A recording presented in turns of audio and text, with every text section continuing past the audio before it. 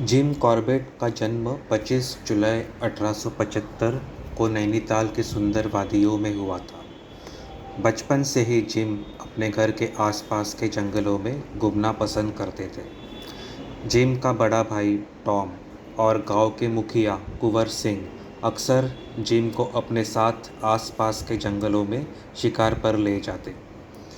बचपन के इस एक्सपेडिशंस से जिम का जंगल के प्रति और जंगल के जानवरों के प्रति एक खास लगाव हो गया था। जिम ने केवल एक गुलेल और धनुष से अपने शिकार यात्रा की शुरुआत की थी, लेकिन जब जिम केवल 8 साल के थे, तब उनके बड़े भाई टॉम ने उन्हें एक पुरानी शॉटगन गिफ्ट में दे दी थी। तभी शायद ही किसी ने ये सोचा होगा कि ये छोटा लड़का एक दिन मैन ईटर्स को मार गिराने में और वाइल्ड लाइफ कंजर्वेशन में एक महत्वपूर्ण रोल प्ले करने वाला था।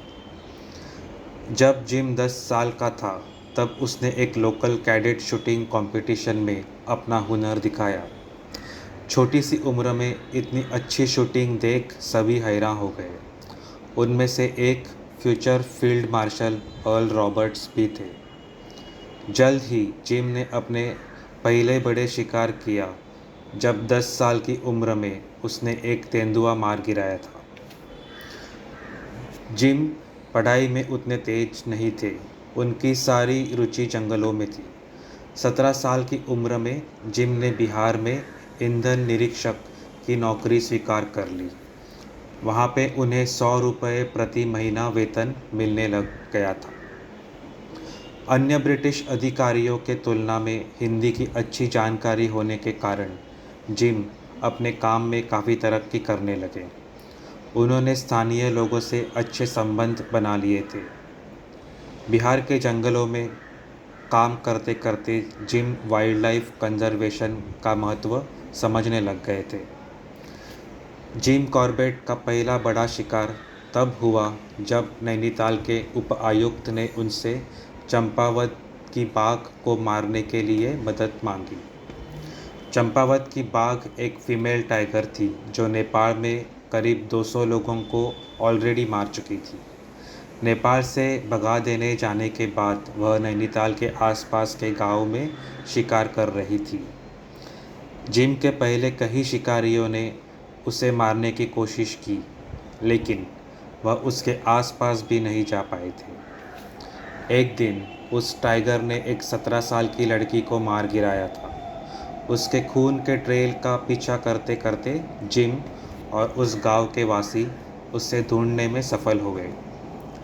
जब जिम और उस टाइग्रेस का आमना सामना हुआ, तभी वो टाइग्रेस जिम के तरफ जोर से भागती हुई आई। जिम ने बिल्कुल संयम से बिना डरे गोली चलाई और वो गोली टाइग्रेस को जा लगी। टाइग्रेस की जांच करते समय जिम ने ये पाया कि उसके दाएं तरफ के दांत टूटे हुए थे, जिस वजह से उसका जंगल में शिकार करना नामुमकिन था और इसी वजह से वह नरभक्षक बन गई थी। ये खोज जिम के करियर की दिशा तय करने वाली साबित हुई। जिम ने ये देखा कि अधिकतर नरभक्षी जानवर इंसानों ने किए हमलों के कारण घायल होते हैं और वह अपनी नेचुरल हैबिटेट में शिकार करने के लिए असमर्थ हो जाते हैं। जिम का नरभक्षी जानवरों के प्रति दृष्टिकोण बिल्कुल बदल गया था। वो ये जान चुका था कि नरभक्षी जानवर मजबूरी में इंसानों के शिकार करते हैं। जिम उम्र की 71वीं साल तक नरभक्षियों का शिकार करते रहे। नरभक्षियों का पीछा करके उनको ढूंढ निकालने में जिम जितना काबिल शायद ही कोई शिकारी था। जिम का यह मानना था कि खेल के रूप में शिकार करना न केवल जानवरों के लिए हानिकारक है, लेकिन इंसानों के लिए भी हानिकारक है। जिम ने ऐसे शिकारियों के खिलाफ आवाज़ उठानी शुरू कर दी थी। जिम ने लोगों से आग्रह किया कि जंगलों में जानवरों के शिकार करने के बजाय उनकी तस्वीरें ले और उनका संरक्षण करें। जिम ने अपने घर के पास एक जलधारा के बगल में एक स्टूडियो बनवाया था, जहां वो टाइगर्स को अपने नेचुरल हैबिटेट में आकर्षित करना चाहते थे। जिम ने एक छुपने की जगह भी बनाई थी ताकि चुपके टाइगर्स को कैमरा में कैद किया जा सके, और 1938 में उनकी मेहनत रंग लाई। उन्होंने 60 टाइगर्स की एक साथ पानी पीते हुए एक तस्वीर निकाली जिसमें एक वाइट टाइगर भी था। 1934 में जिम ने गवर्नर हेली को एक राष्ट्रीय उद्यान बनाने के लिए राज़ी किया था। ये उद्यान रामगंगा नदी के घाटी में 300 वर्ग किलोमीटर की ज़मीन पर बना था। 1957 में जिम कॉर्बेट की प्रयासों की याद में इस उद्यान का नाम जिम कॉर्बेट नेशनल पार्क रख दिया गया। आज भी ये नेशनल पार्क भारत के टॉप नेशनल पार्क्स में से एक है।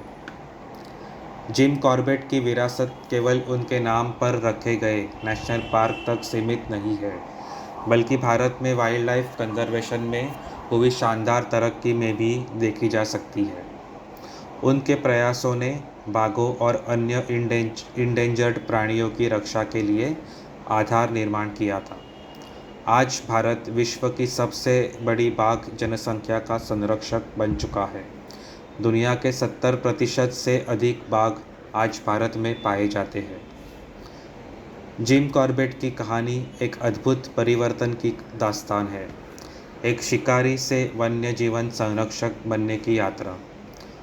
उनके जीवन की यह यात्रा दुनिया भर के पर्यावरण रक्षकों के लिए एक प्रेरणा स्रोत है। जिम के प्रयत्नों से हम और हमारी आने वाली पीढ़ियाँ अपने राष्ट्रीय प्राणी बाघ को जंगल में टहलते हुए और शिकार करते हुए देख सकते हैं।